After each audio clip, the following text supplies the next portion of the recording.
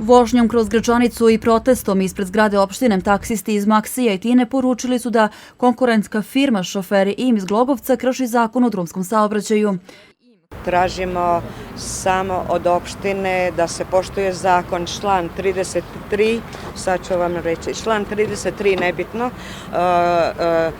da se poštuje zakon, znači iz druge opštine, u drugu opštinu ne smiju imati poslovnu jedinicu. Mi smo danas ispred zgrade opštine Gračanice koju smatramo kućom svih svojih građana, te shodno tome pozivamo predsjednika opštine Gračanice gospodina Srđana Popovića da svojim imenom i ličnim autoritetom reši egzistencionalno pitanje svih nas koji smo danas ovde.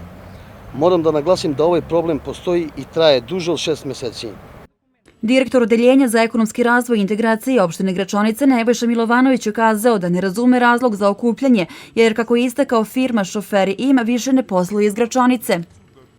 Tržište je otvoreno za sve, taksi šoferi ukoliko bude ispunio uslov odredbu pravilnika da ima sedište firme na teritoriji opštine Gračanica će moći da poslujemo.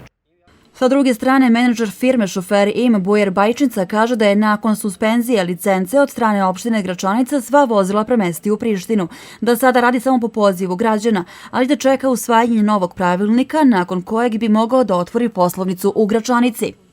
Ovi unutra u opštinu su pravili novi pravilnik gde su stavili član i zakon gde se traži obavezno da bude sedište u teritoriju Gračanice.